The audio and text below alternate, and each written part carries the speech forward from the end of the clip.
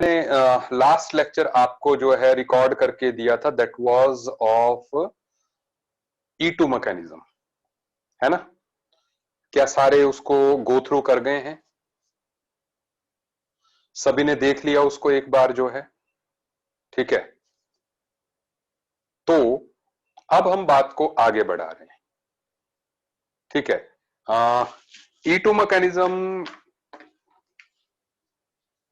मैंने उसमें E2 mechanism में जहां तक मुझे याद आ रहा है, डार्जन्स प्रोसेस वगैरह जो है मैंने सब कुछ करवा दिया था, है ना। याद आ रहा है आपको?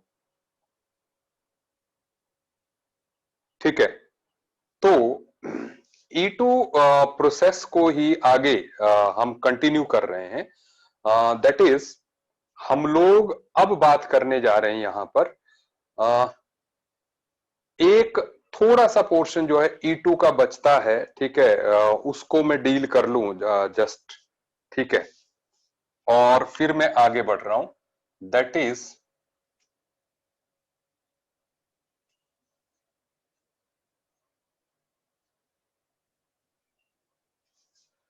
Dehydration of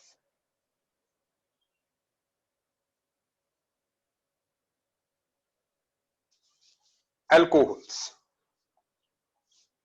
Now, what is this dehydration of alcohols? देखिए, हमने E1 मैकेनिज्म में डिहाइड्रेशन ऑफ अल्कोहल पढ़ लिया है, ठीक है। लेकिन मैं एक एग्जांपल ले रहा हूं। जैसे मान लीजिए ये अल्कोहल है,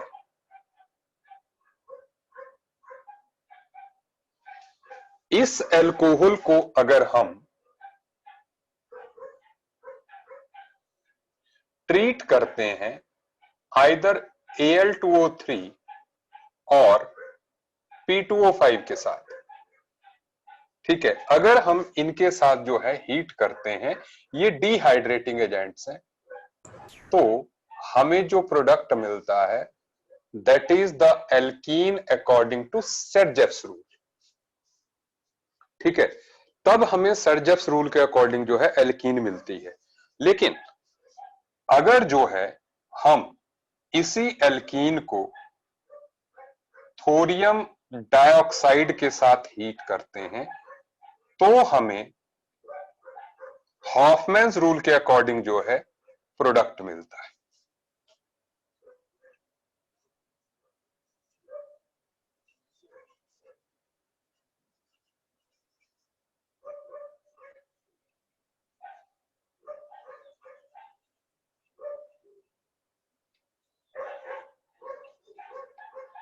Saytzeff's product and Hofmann's product, I think you are getting my point clearly, ठीक है। आपको जो है मेरी बात जो है क्लियरली समझ में आ रही है। तो ये दो एग्जांपल्स जो है ना, आप सीधे सीधे रट लीजिए कि मतलब अल्कोहल की जो डिहाइड्रेशन है वो अगर Al2O3 या P2O5 के साथ होगी तो सर्जेप्स प्रोडक्ट बनेगा, और अगर थोरियम डाइऑक्साइड के साथ बनती है तो जो है हॉफमैन्स प्रोडक्ट बनता है। Is it okay? आगे बढ़ रहे हैं।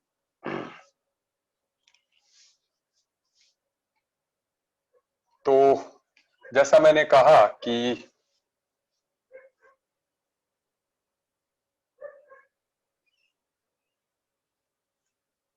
यहां पर जो है ये पोर्शन थोड़ा सा बचता था।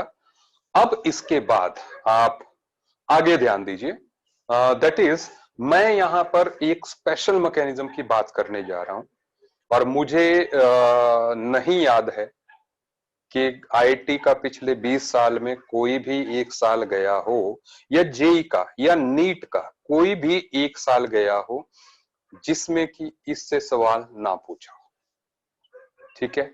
सो अल्टीमेट इंपॉर्टेंस वाला पोर्शन है ये, आप ध्यान दीजिए। हम बात करने जा रहे हैं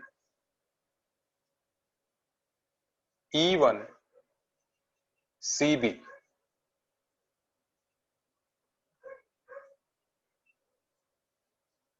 मैकेनिज्म की। तो E1CB जो मैकेनिज्म है वो किस तरह से प्रोसीड होता है ये एलिमिनेशन रिएक्शन। हमने E1 रिएक्शन कर ली, हमने E2 रिएक्शन कर ली, तो है ये एलिमिनेशन रिएक्शन ही है। लेकिन देयर इज सम ट्विस्ट, आप देखें क्या होता है। देखो इसका स्टेप फर्स्ट, दैट इज यहां पर, जैसे मान लीजिए हमारा कोई सबस्ट्रेट है, ये लीविंग ग्रुप है और यहां पर हाइड्रोजन लगी हुई है, बीटा हाइड्रोजन ना, it is alpha carbon, it is beta carbon, तो बीटा हाइड्रोजन लगी हुई है।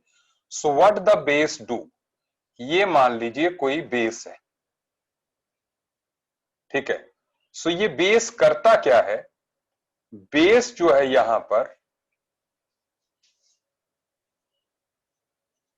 इस हाइड्रोजन को छीन करके इसका बनाता है एनायन। क्या बना रहा है, कार्बन आयन। आप देखते जाएं, बिल्कुल इंटरेस्ट वाली रिएक्शन है ये। तो ये बन गया कार्बन आयन और ये -Hb निकल गया, ठीक है। अब इसके बाद यहां पर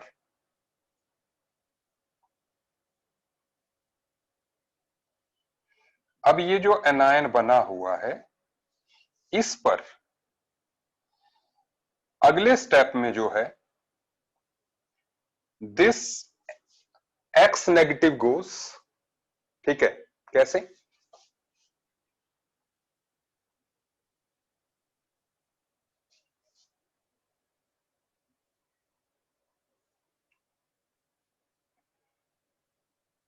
ये -X negative and we have got the alkene.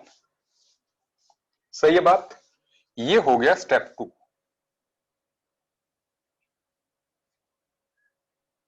तो स्टेप फर्स्ट में हमारा कार्बन आयन बना और स्टेप 2 में जो है उस कार्बन आयन से ये यहां, क्योंकि जैसे ये X नेगेटिव जाएगा, X आप जब भी आपके दिमाग में X में लिख लू ना, तो यू इमेजिन ब्रोमीन, ठीक है। तो ऐसे जो है जब यहां पर X Br नेगेटिव गया या X नेगेटिव गया, तो यहां पे कैटायन बनने लगेगा, तो ये लोन पेयर का डबल बॉन्ड बन गया, ठीक है। और इस तरीके से जो है you have got the product as alkene.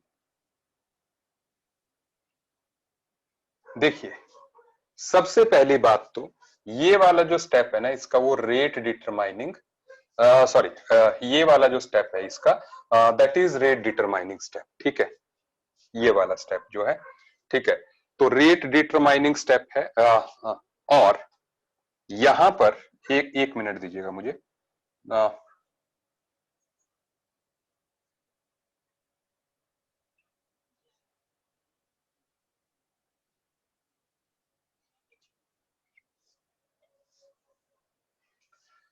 Sorry, जैसा मैंने लिखा था, it is rate determining step, that is formation of carbon ion.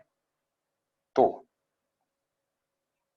जो रेट ऑफ रिएक्शन है that is proportional to concentration of alkyl halide.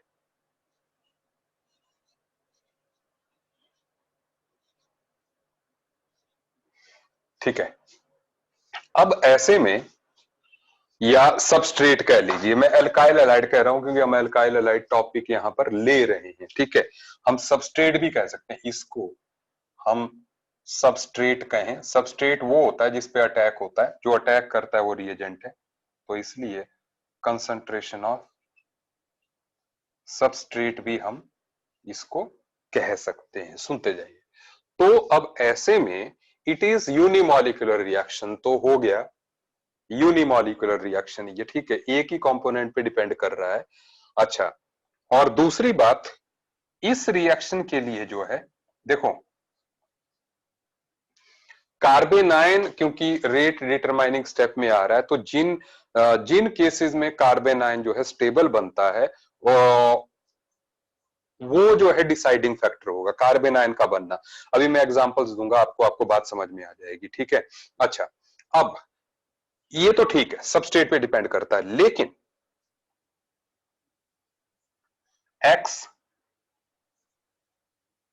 Should be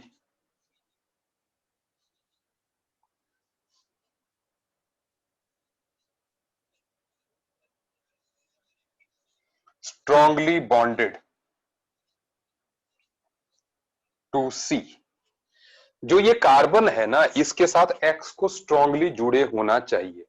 उसका कारण ये है कि जैसे बाकी तो ये मैकेनिज्म तो एलिमिनेशन का ही है ना, ठीक है, लेकिन अगर आप देखें ध्यान से, क्योंकि हमने E1 भी कर लिया E2 भी कर लिया, E1 में क्या होता था, X पहले निकल जाता था और कटायन बनता था, यहां पर X नेगेटिव पहले निकल जाता था पहले स्टेप में, फिर कार्बोकटायन बनता था।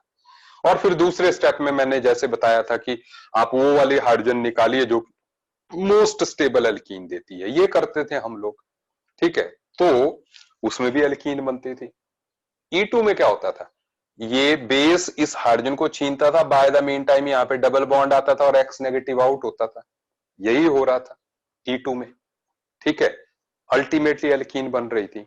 तो इन दोनों से इसका क्या डिफरेंस हो रहा है कि X नहीं निकल रहा, पहले पहले हाइड्रोजन निकल रही है, ठीक है। ये अंतर है, मतलब E1 में X पहले निकलता है, E2 में दोनों साइमल्टेनियसली निकलते हैं, बीटा हाइड्रोजन और X। और E1CB में पहले बीटा हाइड्रोजन निकलता है तो एनायन बनता है, और बीटा हाइड्रोजन निकलने के लिए सबसे पहली रिक्वायरमेंट ये होगी कि C और X का बॉन्ड स्ट्रांग होना चाहिए। तो इसलिए जो X है ना हमारा, आइदर वो फ्लोरीन हो सकता है, आइदर वो सम Nr3 पॉजिटिव हो सकता है, मैं खुद बताऊंगा आपको, आइदर वो कोई Sr2 हो सकता है। अभी तक जितनी मैंने बुक्स पढ़ी हैं उनमें जो है ये तीन ही मिलते हैं, तो इसलिए तीन के अलावा आप चौथा इमेजिन ना करें, ठीक है ना, कि ये ही जो है इवन सीबी मैकेनिज्म करवा सकते हैं अच्छे से। लेकिन the logic is X should be strongly bonded to carbon, ठीक है। अब आप ध्यान देते जाए, तो यहां पर हाँ ये बात है, थर्ड में फैक्टर कह दूं यहां पर, that is electron withdrawing groups. उनमें आ गए NO2, साइनाइड, कोई कार्बोनिल ग्रुप, एल्डिहाइड या कीटोन या carboxylic acid etcetera at beta hydrogen या बीटा कार्बन कहो, एट बीटा कार्बन अगर यहां पे हैं, फेवर्स द रिएक्शन। क्यों फेवर करेंगे भाई, क्योंकि अगर यहां पर कोई इलेक्ट्रॉन विड्रॉइंग ग्रुप होगा तो यहां पर कार्बन आयन जो बन रहा है ना वो स्टेबल हो जाएगा ना, क्योंकि carbon ion is stabilised by electron withdrawing groups, ठीक है। तो अगर इलेक्ट्रॉन विड्रॉइंग ग्रुप्स यहां पे लगे होंगे तो वो जो हमारे कार्बन आयन को स्टेबल करेंगे, तो रिएक्शन फास्टली होगी। इसलिए इलेक्ट्रॉन विड्रॉइंग ग्रुप्स जो है दे आर बेस्ट, मतलब they favour. Then next thing is proof for mechanism, that is कि भाई रिएक्शन ऐसे ही होती है, ये कैसे पता चलेगा।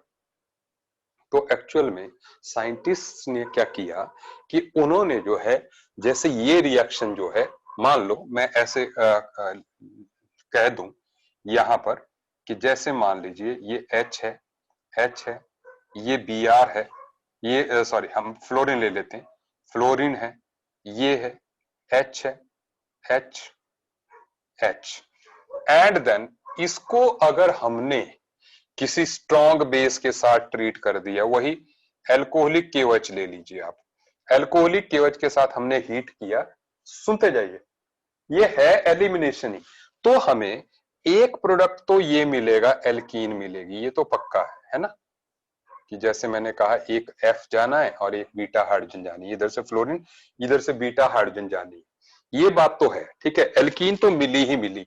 लेकिन साथ में मेरी बात को ध्यान से समझिएगा, लेकिन साथ में एक प्रोडक्ट जो है ऐसा भी मिला जहां पे the hydrogen was replaced by deuterium. Suppose ये रिएक्शन जो है इन D2O एज सॉल्वेंट कराई,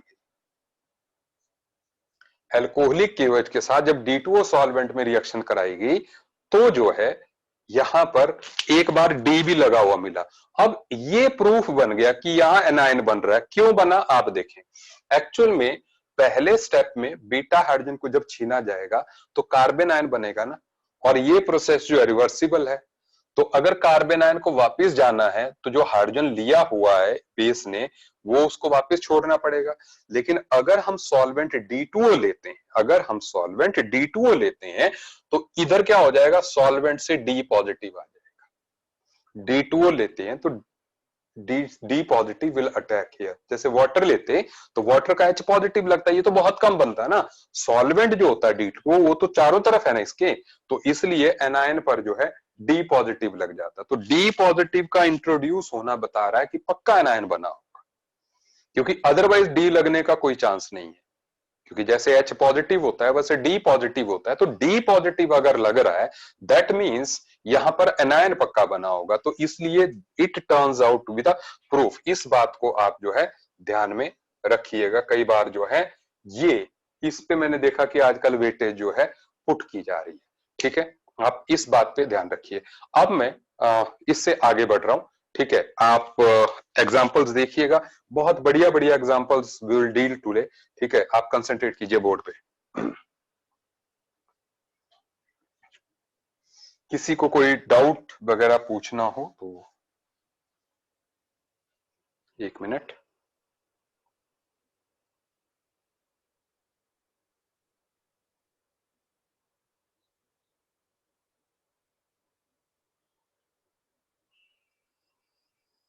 ओके, तो अब हम बात को आगे बढ़ा रहे हैं।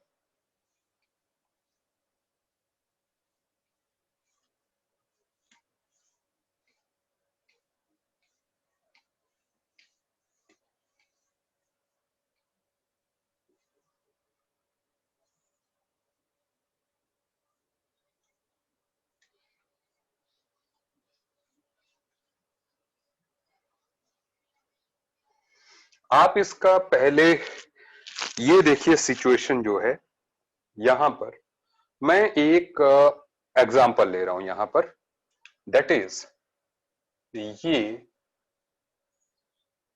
एल्कीन है जी, जैसे X H CH2 CH3।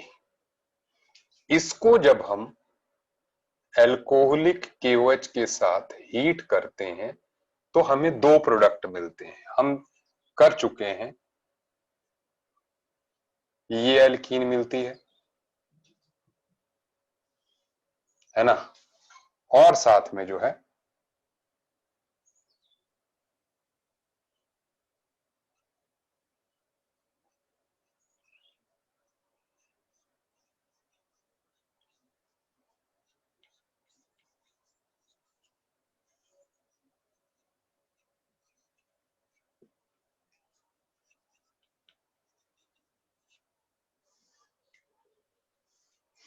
ये आप जानते थे कि मेजर माइनर ये होते थे, लेकिन अब मैं मेजर माइनर से हटा रहा हूं। यहां पर आप सुनते जाइए, ये क्या है, ये है सेडजर्स प्रोडक्ट,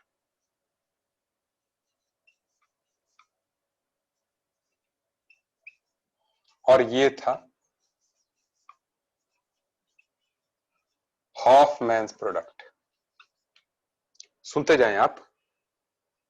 तो अब यहां पर ये फाइंड किया गया कि एक्स वेरी करने से इनके जो रेशियोज हैं वो भी वेरी हो जाते हैं। जैसे एक्स अगर आयोडीन है, अगर ब्रोमीन है, अगर क्लोरीन है, अगर फ्लोरीन है, तो ये कितना रहेगा। ठीक है, इसकी ये इसी के नीचे मैंने इसकी परसेंटेज बता रहा हूं मैं। तो अगर जो है ये आयोडीन है तो ये 88% है और ये 12% ऑब्जर्व किया। Is it okay? ये 88% और ये 12%, तो ऑब्वियसली सेटजेक्स प्रोडक्ट इज मेजर, जैसा हमने सोचा था अल्कोहलिक केवस के साथ, ठीक है। और ब्रोमीन के साथ जो है ये 72% है और ये 28% है। अगेन डेफिनेटली ये ही पहले वाला ही मेजर है, देयर इज नो प्रॉब्लम, ठीक है। और इसके साथ it is 60% and it is 40%।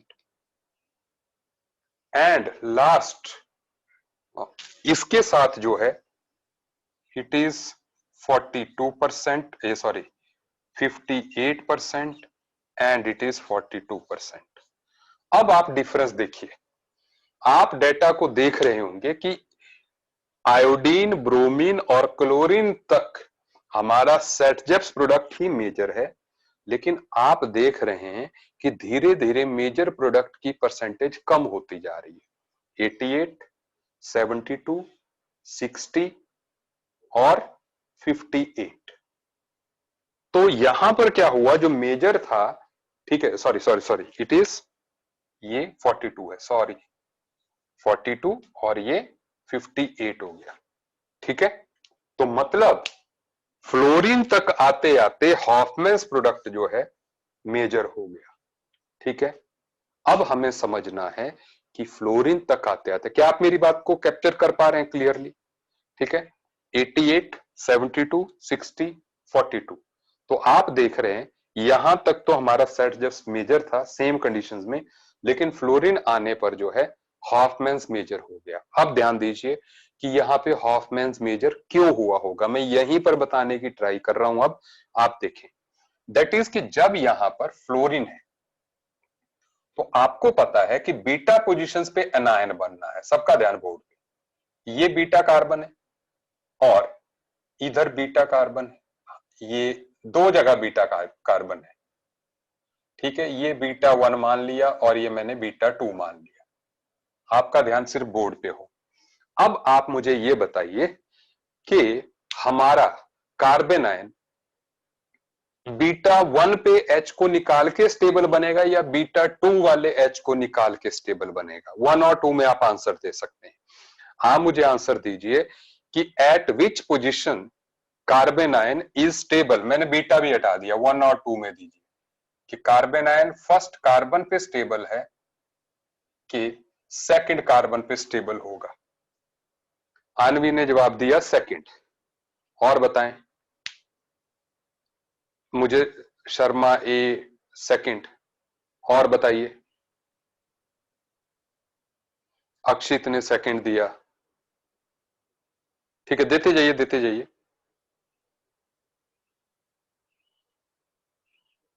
आप देते जाइए आंसर मुझे।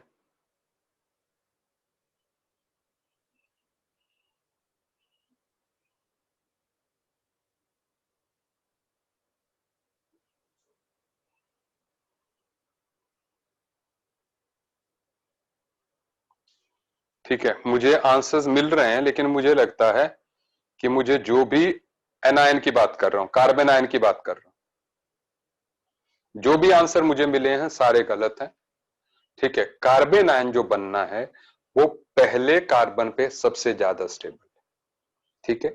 कार्बोकैटायन का ऑर्डर होता है 3 डिग्री, 2 डिग्री, 1 डिग्री, और कार्बन आयन का जो ऑर्डर होता है that is 1 degree, 2 degree, 3 degree. That means इस कार्बन पे कार्बन आयन मोस्ट स्टेबल है। तो क्योंकि फ्लोरीन के साथ हमने कहा इवन सीबी मैकेनिज्म चलता है, तो ऐसे में इस हाइड्रोजन को निकाल के बेस जो है इधर एनायन बनाएगा। क्या आप मेरी बात समझ रहे हैं? Because anion is more stable at 1 degree carbon, तो इसलिए जो है यहां पर फिर double bond and fluorine will go out, ठीक है। तो ऐसे में जो है you will get this product as the major one, ठीक है। ऐसे में आपको जो है ये प्रोडक्ट मेजर मिलेगा। क्या आपको मेरी बात समझ में आ रही है? ठीक है, तो चलिए आगे बढ़ते हैं, ठीक है। तो ये हो गया एक एग्जाम्पल।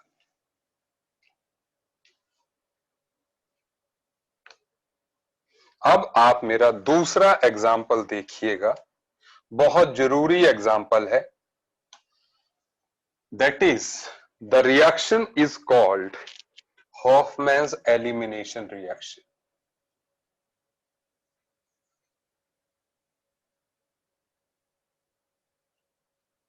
Hoffman's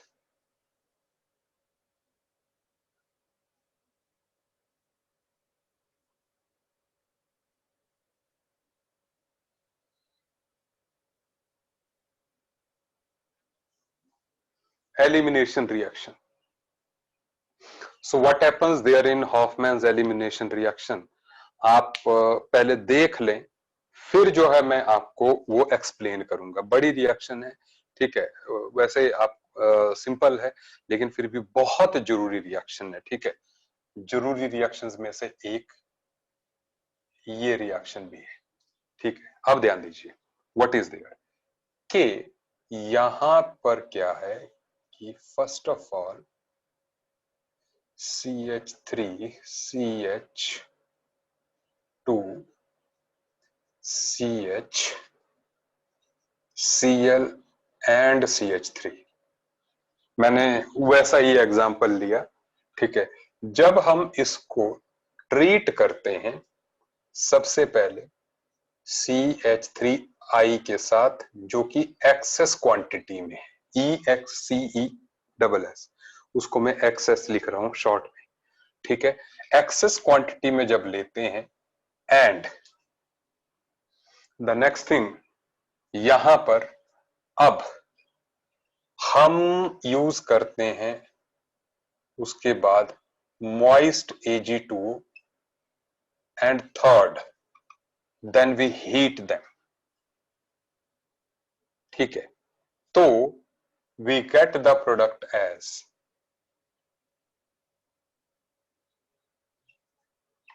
कौन सा प्रोडक्ट? हॉफमैन्स प्रोडक्ट मिल गया। अगेन लेस सब्स्टिट्यूटेड एल्कीन मिल रही है ना, हॉफमैन्स प्रोडक्ट मिल गया। अब किस तरह से मिला, आप मैकेनिज्म पे ध्यान दीजिए। देखिए,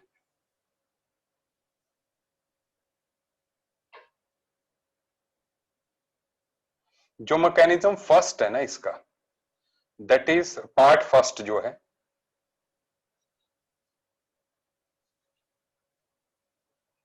दैट इज कॉल्ड exhaustive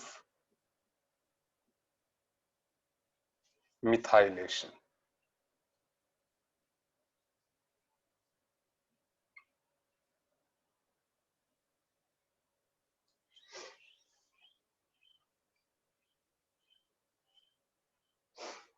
अब what is there in exhaustive methylation? आप देखें, इसमें ये नॉर्मल न्यूक्लियोफिलिक सब्स्टिट्यूशन रिएक्शन है, नॉर्मल। अभी और कुछ नहीं सोचना, न्यूक्लियोफिलिक सब्स्टिट्यूशन है। किस तरह से? अरे यार एक मिनट, इधर Cl नहीं है भाई, इधर NH2 है, सॉरी। आप इस पॉइंट को यहां पर चेंज कर लीजिए, Cl नहीं है, NH2 है, ठीक है। तो यहां पर CH CH3 एंड NH2, आप जानते हैं कि amines are nucleophiles, good nucleophiles, है ना, ये आप जानते हैं। तो ये न्यूक्लियोफाइल का काम करेगी, सुनते जाएं। और साथ में है मिथाइल आयोडाइड। मेरी बात का ध्यान रखिए सारे लोग। तो मैंने क्या कहा था आपको, NH2 का अटैक इसका कराना, तो इसका H को अलग कर देंगे और इसको इसके साथ जोड़ देंगे, यही करते थे। मतलब ये यहां पर अटैक करेगा तो I नेगेटिव आउट होगा, उस I नेगेटिव के साथ इसका एक H जोड़ देना है, तो क्या होगा, -HI हो गया। सुनते जाएं, तो क्या बन गया, CH3 CH2 CH NH CH3 and CH3। समझ में आ रही है मेरी बात? ठीक है, समझ में आ रही है, ठीक है। सो दिस इज, अब इसके बाद जो है, ये हो गया ना, इसने अटैक किया, ये सबस्ट्रेट है। तो जैसे अमोनिया अटैक करती थी, NH2 लगता था, तो अब इतने बड़े न्यूक्लियोफाइल ने अटैक किया, तो ये लग गया सारा, और ये यहां पर। अभी अभी मेरी बात खत्म नहीं हुई, क्योंकि एग्जॉस्टिव मिथाइलेशन है, अभी इसके पास लोन पेयर है, तो CH3I पे दोबारा अटैक हुआ, दोबारा हुआ तो एक बार फिर से HI निकला, सुनते जाएं। तो जब फिर से निकला तो we have got this thing CHN CH3 CH3 and CH3, ठीक है, ये मिल गया। अब अभी भी बात खत्म नहीं हुई, देखो कि अभी अभी क्या है कि यहां पर लोन पेयर्स बाकी हैं, तो अगेन लास्ट टाइम एक बार और अटैक होता है CH3I पे, लेकिन अब H निकलने का ऑप्शन नहीं है। H निकलने का शिवांश ने कुछ पूछना है, पूछो। H निकलने का अगर ऑप्शन यहां पर नहीं है तो ये ऐसे ही रह जाएगा, क्या बनेगा CH3 CH2 CH CH3 N CH3 CH3 CH3 positive and I negative, सही है बात, ये बन जाएगा, ठीक है भाई। 3 बार रिएक्शन मिथाइल आयोडाइड की 3 बार हो रही है, एक बार इसने अटैक किया HI निकल गया, सुन बस मैं रिपीट कर रहा हूं, ठीक है। दूसरी बार फिर से ये HI और निकल गया, अभी भी ये बेस ही है ना, लोन पेयर तो इसके पास है ना, ये न्यूक्लियोफाइल की तरह एक्ट करेगा। मिथाइल आयोडाइड पे अटैक किया ऐसे, और I नेगेटिव निकल गया और CH3N के साथ जुड़ गया, तो क्या बना, सॉल्ट बना। इसको बोलते हैं हम quaternary ammonium salt, it is called. मतलब पहले ये 1 डिग्री अमीन थी, बीच में ये 2 डिग्री अमीन बनी, उसके बाद ये 3 डिग्री अमीन बनी, और फिर बन गया ये क्वाटरनरी अमोनियम सॉल्ट। मेरी बात समझ में आई कि नहीं आई, ठीक है। तो सॉल्ट बन गया, मेरे पास बोर्ड में जगह कम है तो मुझे कुछ ना कुछ मिटाना पड़ेगा, ठीक है। आप इतना नोट कर लें ताकि मैं आगे बढ़ सकूं, ठीक है। तो अब जब क्वाटरनरी अमोनियम सॉल्ट बन गया, ठीक है, आपके पास रिकॉर्डिंग अवेलेबल रहेगी, आप जो है नोट कर लेना इसको। मैं देखता हूं क्या कर सकते हैं अभी। जो अपना मॉइस्ट Ag2O है, ये मॉइस्ट Ag2O क्या करता है, देखो मैंने पहले भी बताया था कि Ag2O plus water gives you 2AgOH, यही होगा। तो मॉइस्ट Ag2O जब भी दिया गया तो सिल्वर हाइड्रोक्साइड बन गया, मतलब वो। तो यहां पर क्वाटरनरी वाला, क्योंकि यहां पर पता क्या है, एन देखो लोन पेयर एन के पास है, तो CH3I पे जब ये अटैक करेगा इधर CH3 पे, तो नया बॉन्ड बन गया N और CH3 का, और I नेगेटिव लीविंग ग्रुप की तरह निकला। तो जब ये तीसरा CH3 यहां पे लग गया तो N पे आ गया पॉजिटिव चार्ज, क्योंकि N ने 4 बॉन्ड बना दिए, तो उसके साथ जो I नेगेटिव है सॉल्ट की तरह चिपक गया। जैसे सॉल्ट होता है ना, अमोनिया का सॉल्ट क्या होता है, ammonium chloride NH4 positive plus Cl negative, उसी तरह से इसने भी 4 बॉन्ड बनाए अमोनियम आयन की तरह, और I नेगेटिव उसके साथ में जुड़ा हुआ है। आर यू गेटिंग दिस, ठीक है। तो अब सुने, हाँ अब सुने, तो अब यहां पर जब ये बना तो मैंने कहा सिल्वर हाइड्रोक्साइड है, Ag positive plus OH negative. अब ये Ag पॉजिटिव क्या करेगा, ये Ag पॉजिटिव हमारा इस I नेगेटिव को ले जाएगा जी, और AgI के प्रेसिपिटेट्स बन जाएंगे। क्या हो गया, AgI के प्रेसिपिटेट्स बन गए, सही बात। Ag पॉजिटिव I नेगेटिव को ले गया तो Ag इसके प्रेसिपिटेट्स बन गए। सुनते जाइए, आई नीड द स्पेस, सो मुझे इसको मिटाना ही पड़ेगा, सुनते जाइए आप। तो अब यहां पर आप देखें जो प्रोडक्ट बनेगा दैट इज CH3। मैं थोड़ा सा डिटेल में बना देता हूं बिकॉज अब अंतिम घड़ी आ गई है मैकेनिज्म की, तो इसलिए हमें इसको डिटेल में बनाना चाहिए। तो ये हो गया, और जो इसका OH है वो इस पॉजिटिव के पास आ जाएगा इस तरह से, ये आ गया OH नेगेटिव, है ना। OH नेगेटिव इधर आ गया, आई के साथ उसने प्रेसिपिटेट बना दिया। अब सुने, लास्ट स्टेप में आप हीट करते हैं, लेकिन अगेन जैसा मैंने कहा कि इवन सीबी मैकेनिज्म होता है। तो इवन सीबी मैकेनिज्म जब होगा तो पहली बात तो ये है कि ये OH नेगेटिव हमारा इस पहले और दूसरे किस कार्बन पर एनायन स्टेबल होगा, मुझे बताइए। 1 और 2 में से किस कार्बन पर एनायन जो है स्टेबल दिख रहा है आपको? It is on 2, very right, it is on 2 because that is 1 degree carbon. तो ऐसे में जब आप हीट करोगे, सुनते जाइए, जब आप हीट करोगे तो OH नेगेटिव जो है इसको निकालेगा और एनायन बना। और मैं ऐसा कर क्यों रहा हूं मैं बताऊं, क्योंकि मैंने आपको अभी बताया पॉइंट्स टू रिमेंबर में कि जब लिविंग ग्रुप Nr3 पॉजिटिव होता है तब जो है फ्लोरीन हो Nr3 पॉजिटिव या Sr2, तो ये Nr3 पॉजिटिव ही हो गया ना, R R R और N पे पॉजिटिव चार्ज, तो ये Nr3 पॉजिटिव ही हो गया ना लिविंग ग्रुप जो इस टाइम। पहले तो NH2 था, लेकिन NH2 से एग्जॉस्टिव मिथाइलेशन करते करते हमने बना दिया उसको Nr3 पॉजिटिव। अब इसके बाद जो है जब हीट करेंगे तो जैसा आपने कहा कि अब भाई यहां पर CH N CH3 CH3 CH3 and CH negative and H, ठीक है। तो -H2, और बस अगले स्टेप में क्या होना है, खटाक, ये निकालो बाहर, and you got the alkene -NCH3 thrice, और ये ही एल्कीन बन जाएगी जो यहां पर बनाई गई है। अब चाहे हम इसको यहां पर ऐसे शो कर दें कि भाई स्पेस की कमी है इसलिए मैंने ऐसे शो कर दिया। सो फाइनल प्रोडक्ट जो है हमारे पास ये बन गया, हॉफमैन्स प्रोडक्ट।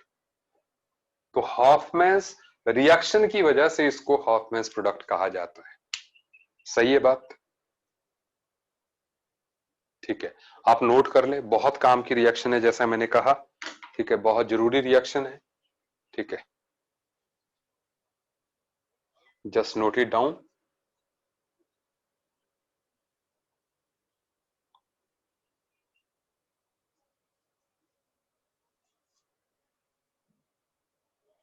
किसी को कुछ कहना हो तो आप कह सकते हो।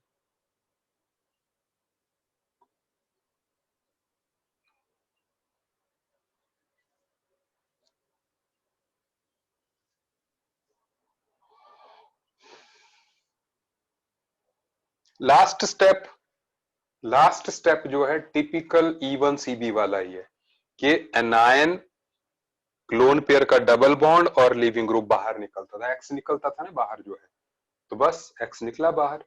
और मैंने कहा OH नेगेटिव, अगर तुम इसको लास्ट कह रहे हो तो OH नेगेटिव उस बीटा हाइड्रोजन को छीनेगा जहां पर जो है कार्बन आयन जो है स्टेबल बनता, ठीक है। ये तो वही है, आप you consider it as X, और एनायन का डबल बॉन्ड और एक्स आउट, ठीक है, वो एक्स ये कह दिया मैंने, और साथ में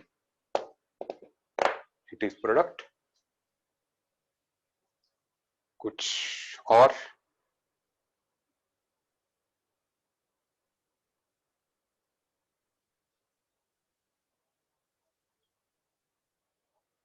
नोट कर लिया?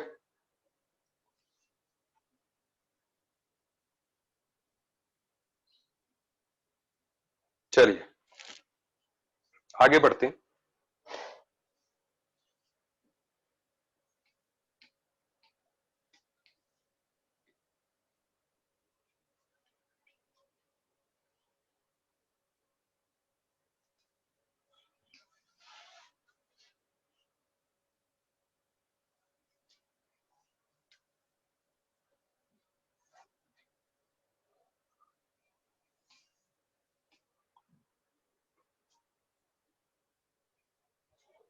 अब इसमें हमारे पास कई तरह के एग्जाम्पल्स पूछे जा सकते हैं, ठीक है, ये मतलब हॉफमैन एलिमिनेशन से रिलेटेड जो है, ठीक है, कई तरह के एग्जांपल्स, लेकिन आपको हॉफमैन्स रूल के बारे में ध्यान देना, ठीक है।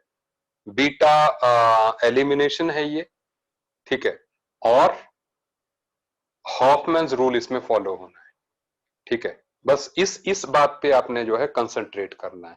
ये चीज जो है डिफरेंस क्रिएट करती है E1 E2 और E1 CB में, ठीक है। तीन ही लिविंग ग्रुप्स हैं, fluorine, Nr3 positive, Sr2 positive, ठीक है। फ्लोरीन वाली मैंने आपको रिएक्शन करा दी, ठीक है। Nr2 Nr3 पॉजिटिव वाली हॉफमैन्स एलिमिनेशन रिएक्शन, ठीक है। बढ़िया तरीके से आपने जो है वो रिएक्शन कर ली, ठीक है, दैट इज, ठीक है। अच्छा, अब इसके बाद आपने खुद प्रैक्टिस करनी है, ठीक है। आज हम इतना ही करते हैं, रीजन बीइंग E1 CB के आप प्रैक्टिस कीजिएगा, फिर जो डाउट्स आएंगे यू टेल मी, ठीक है, क्योंकि हमने दो एग्जांपल्स कर लिए। आई होप आपने E2 रिएक्शन ढंग से पढ़ ली होगी। पहले मुझे ये बताइए, E2 रिएक्शन ढंग से पढ़ ली है?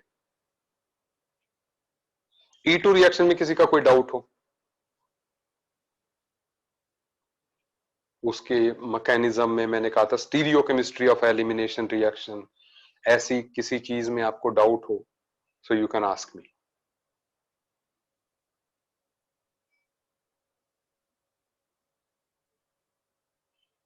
नहीं है? चलिए, पेपर कैसा हुआ आप लोगों का? How was the paper?